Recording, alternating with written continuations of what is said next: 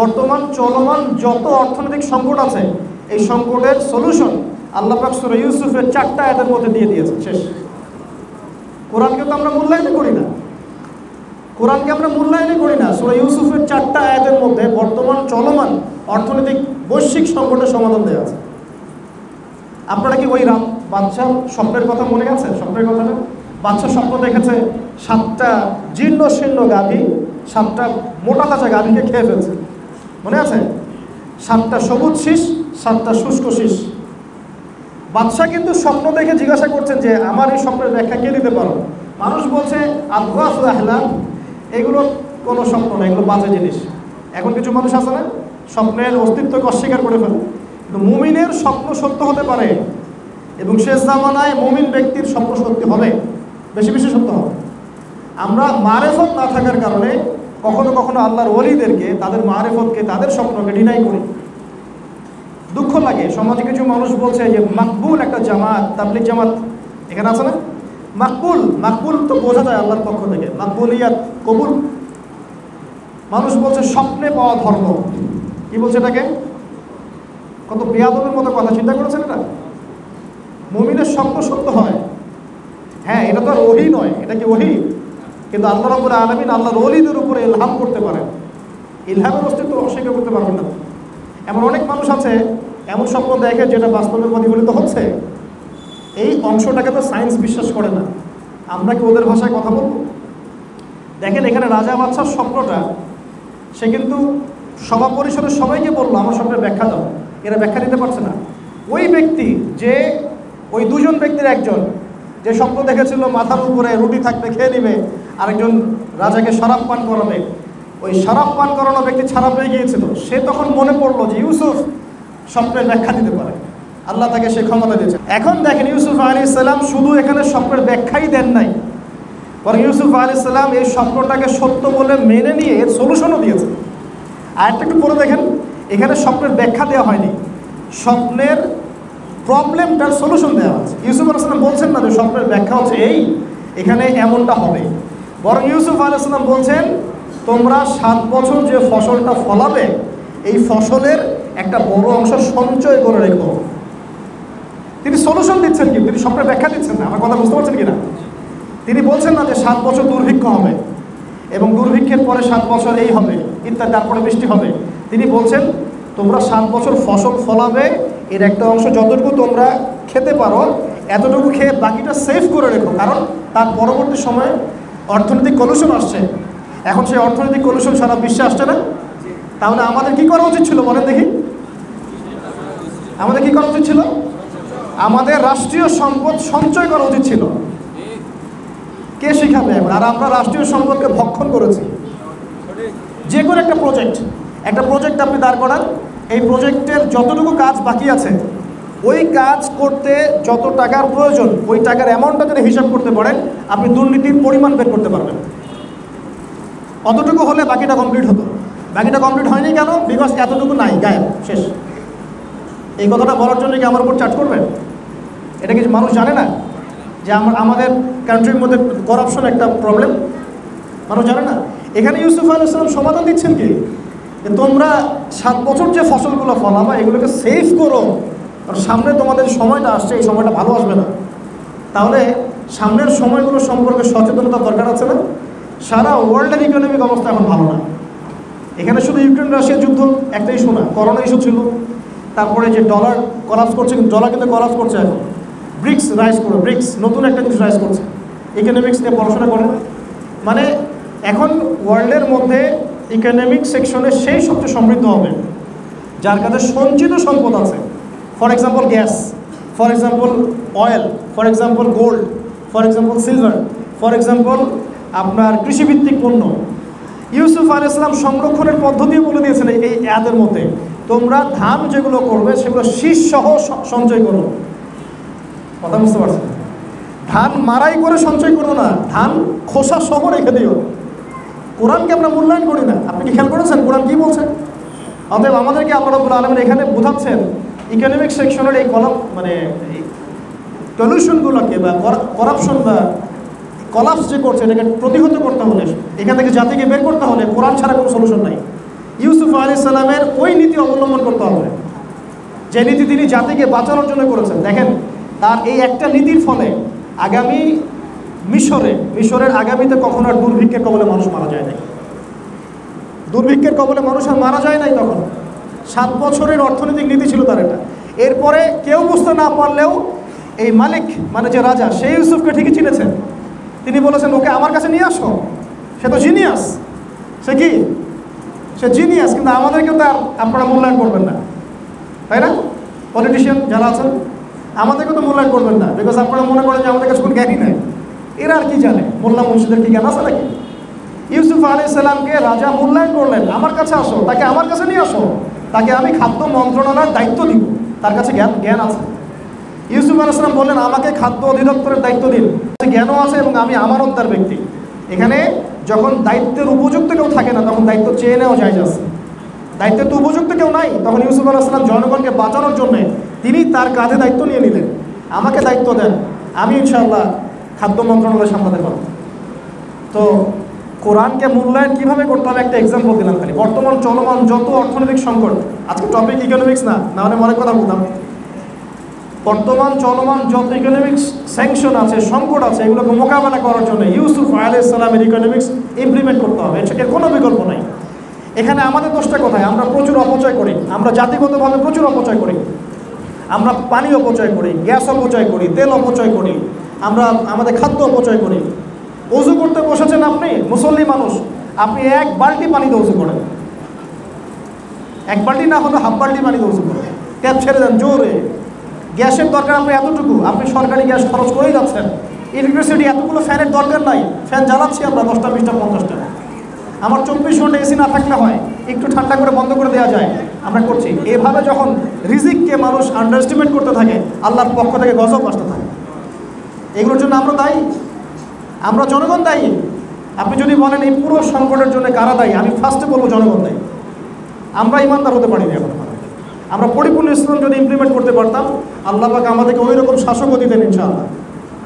বিশ্বাস করছেন না? এখানে একটা কথা বলে শেষ করি। সূরা কাহফ আপনাকে এমন দৃষ্টিভঙ্গি শেখাবে, যে দৃষ্টিভঙ্গি দিয়ে আপনি দেখতে পারবেন আসলেই এই বাহ্যিক পৃথিবীটার ভিতরে কি চলছে। তখন আপনি বুঝবেন যে আসলে সব কিছু ভালো চলছে না। এখন সলিউশনটা কি? সলিউশনটা বলে আমি আস্তে আস্তে শেষ করি, তাহলে অনেক লম্বা হয়ে যাবে। আল্লাহ মাফ করুন। আমাদের পাশে আমি খুব গিল্টি ফিল করছি, লজ্জাও পাচ্ছি যে ওস্তাদের পাশে বসে আমি কথা বলছি। আল্লাহ মাফ করুন, অনেক ভুল হচ্ছে আমি জানি, তবে আমি তাদের দোয়ার মুহতাজ। এবং আমরা স্বপ্ন দেখব, বড় স্বপ্ন দেখব ইনশাআল্লাহ। এভাবে ছোট ছোট কাজগুলো আস্তে আস্তে বড় হতে হতে একদিন না একদিন পুরো বাংলার জমিনে দিন কায়েম হবে ইনশাআল্লাহ। ইনশাআল্লাহ। এখানে আমাদের সবার ভূমিকা আছে না? আচ্ছা, আমাদের ভূমিকা কি দেখুন। আমাদের প্রথম কাজ হচ্ছে সূরা কাহফের আলোকে যে অন্তর্দৃষ্টি ঠিক করা, দৃষ্টিভঙ্গিটা কি করা, ঠিক করা। তাহলে যদি প্রকৃত দৃষ্টিভঙ্গি অর্জনে ব্যর্থ হই, তাহলে ফিতনাও চিনতে পারবো না, আমরা এখান থেকে সলিউশনের পথও খুঁজে পাবো। আর সবচেয়ে বড় ফিতনাটা মাথায় রাখবেন, কোন ফিতনা বলেন? দাজ্জালের ফিতনা। আর দাজ্জাল কি একাই বিশ্ব শাসন করবে? উত্তর না, অনুসারী থাকবে। অনুসারী কারা? উত্তর জিউসরা। অনুসারী কারা? এখন জিউসরা কোথায় বলেন? ওখানে কি আগে ছিল? ওরা ছিল না। 4টা যুদ্ধ করে ওদেরকে হারানো যায় নাই। কয়টা যুদ্ধ? হিস্ট্রি পড়েন, আপনারা বিশেষ কোচিং করছেন অনেকে। 4টা যুদ্ধ করে ওদেরকে হারানো যায় নাই। তাহলে কি মনে করছেন? এখানে একটা ব্যাপার আছে। 4টা যুদ্ধে মুসলিমরা 4টা 5টা 6টা দেশ মিলে হারাতে পারছে না। সে সারা বিশ্ব ডমিনেট করছে, বিশ্বের বড় বড় সেকশনগুলো নিয়ন্ত্রণ করছে, টেকনোলজি দিয়ে সবার উপর চোখ রাখছে। সে ব্যাংকিং সিস্টেম দিয়ে ইকোনমি নিয়ন্ত্রণ করছে। খাবারের পাহাড়, রুটির পাহাড় কার হাতে? আমি ব্যাখ্যা করতে চাচ্ছি না যে রুটির পাহাড় ওদের হাতে, এই ব্যাখ্যাটা আমি করবো না, ব্যাখ্যা করা উচিত না। কিন্তু রুটির পাহাড় মানে সত্যিকারের রুটির পাহাড় নয়। দাজ্জাল গাধায় চড়ে ঘুরবে। গাধা মানে কি? উড়ন্ত গাধা। এমন কোন উড়ন্ত গাধা দেখেছেন যে উড়ে বেড়ায়? দেখেছেন? আমাদের কিছু প্রোটেস্ট্যান্ট সালাফি ভাই আছে যারা এরকম করে ব্যাখ্যা নেন যে ক মানে ক, খ মানে ক্ষয়। এখন রুটির পাহাড় মানে কি সত্যি সত্যি রুটির একটা পাহাড়? কি মনে হয়? ইউসুফ আলাইহিস সালামকে বলা হচ্ছে তিনি তো যেন ফেরেশতার মতো। তার মানে কি ইউসুফ সমান সমান ফেরেশতা? হামজা ইবনে আব্দুল মুত্তালিব আর হানজালা রাদিয়াল্লাহু আনহু, মুসআব বিন উমাইর রাদিয়াল্লাহু আনহুম আজমাইন, তাদের মাকবারা থেকে মাশাআল্লাহ একটা মিষ্টি সুঘ্রাণ আসছে। তো এখন এই সুঘ্রাণকে আমরা কি জাহান্নামের ঘাটের সাথে তুলনা করব? আমরা কি বলবো যে জাহান্নামের ঘ্রাণ আসছে? এটাকে আপনি কি উপমা দিতে পারেন? নিঃসন্দেহে বলতে পারেন একটা জান্নাতি পরিবেশ, মনে হচ্ছে যেন জান্নাতের ঘ্রাণ আসছে। কারণ আমাদের প্রোটেস্ট্যান্ট কিছু ভাই আছে, এরা মনে করে যে ঘ্রাণ সমান সমান জান্নাত, ঘ্রাণ সমান সমান কি? সুবহানাল্লাহ। এদেরকে নিয়ে বড় মুশকিল। আর ক মানে সবসময় ক হয় না ইসলামে। কিন্তু তারাই আবার যখন বলছে যে তাদের একটা সংগঠন আছে, নাম বলবো না, আমাদের অমুক সংগঠনের কভু মরণ নাই। কি বলেন? অমুক সংগঠনের কভু মরণ নাই। তারা জানে আমি কি বলতে যাচ্ছি। আর আমি যদি বলি গাধাকে গাধার মতো বোঝানোর জন্যে যে আল্লাহ তো বলেছেন কুল্লু নাফসিন যায়িকাতুল মাউত, প্রত্যেকটা নফস মৃত্যুর স্বাদ গ্রহণ করবে। আর আপনি যে বলছেন যে এটার কভু মরণ নাই, তাহলে কি আপনি কুফরি করলেন? তার গাধাকে গাধার মতো বোঝাচ্ছি আর কি।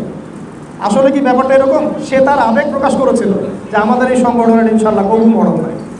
আমরা তো জানি এটা দিয়ে আপনি অমরত্ব বোঝান নাই। নিজেদের ব্যাপারে বুঝতে পারেন 100%, মানুষের ব্যাপারে এত সমস্যা কেন? এভাবে যুব সমাজকে বিভ্রান্ত করবেন না। যুবকরা যখন আল্লাহর পথে দায়ীদের কাছে, আলেমদের কাছে, তাদের সোহবতে এসে একটা প্রচলিত ক্লাসিক্যাল মাযহাব ফলো করে, একটা ঘরানা ফলো করে, একটা মানহাজ ফলো করে তারা দিন শিখছে, তাদের মাঝে বিভ্রান্তি সৃষ্টি করবে। কারণ আমাদের কারো উদ্দেশ্যই উম্মার কোনো ক্ষতি করা নয়। আমাদের উদ্দেশ্য নিজে আমরা জাহান্নামের আগুন থেকে বাঁচবো, যতটুকু ইলম আছে এর আলোকে দাওয়াতে কাজ। যা আমি জানি না আমি ওস্তাদ ধরিয়ে দিব। আমি এখন মূল যে কাজটা করি এই যুব সমাজের ক্ষেত্রে, সেটা হলো তাদেরকে আমি আলেম চিনিয়ে দিই যে আপনারা আলেমের কাছে যান, তার কাছে পড়াশোনা করেন, এই সিলেবাস ফলো করে পড়াশোনা করে একটা লেভেলে যান, তারপর দাওয়াতি কাজ শুরু করেন। আমরা তো আপনাদের নেতৃত্বের জায়গাটা নেই নাই, আমরা মানুষকে আলেম চিনিয়ে দেওয়ার চেষ্টা করছি। তো সূরা কাহফ আপনাকে এই বিষয়গুলো চিনতে শেখাবে। ইনশাআল্লাহ আমাদের করণীয় ভাই, ফিতনা চেনার পরে বাঁচার জন্য প্রথমে ইলম অর্জন করা। 1 নম্বরে ইলম অর্জনের জন্য পড়ে থাকেন, আলেমদের দ্বারস্থ হন, তাদের কাছে গিয়ে পরামর্শ করেন, মাশওয়ারা নেন, কোন কোন কিতাব পড়বো, কোন কোন কিতাব পড়বো না। আলেম ছাড়া চলবেন না। এবং ক্লাসিক্যাল প্রতিষ্ঠিত যে ঘরানা আছে, আমরা যে ক্লাসিক্যাল মাযহাব ফলো করি, যে ঘরানাগুলো ফলো করি, কওমি উলামায়ে কেরাম যারা আছেন, এই ট্র্যাকে যদি আপনি থাকেন আপনি বিভ্রান্ত হবেন না ইনশাআল্লাহ। এত উদ্বিগ্ন হওয়ার কিছু নাই, তারা হকের উপরেই আছেন, ইনশাআল্লাহ। তবে হ্যাঁ, মানুষের মধ্যে ভুল থাকতে পারে কিনা? মানুষের মধ্যে ভুল থাকতে পারে, কোন একটা সংগঠন, কোন একটা জামায়াতের মধ্যে কিছু কিছু বিতর্কিত বিষয় থাকতে পারে। ওগুলো আপনি ছেড়ে দেন, যেটা ভালো আছে সেটা নিয়ে থাকেন না, সমস্যা করে।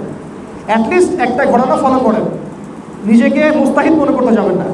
একা আমি সব বইপত্র পড়ে একদম বড় আলেম হয়ে করবো, উম্মার জন্য আমি অনেক কিছু করে ফেলবো, এমনটা মনে করতে যাবেন। বাংলাদেশে অনেক হক্কানি পীর সাহেবও আছেন, এটা কি জানেন? বাংলাদেশে এমন অনেক হক্কানি পীর সাহেবও আছেন যাদের দরগায় গিয়ে বসে থাকলে আপনি আল্লাহকে চিনে যাবেন। এমন অনেক বড় বড় মুফতি, আলেম, মুহাদ্দিস আছেন বাংলাদেশের মাটিতে, যাদের এই মাকতাবাতে গিয়ে যদি 10 মিনিট সময় কাটান আপনি আল্লাহকে চিনে ফেলবেন।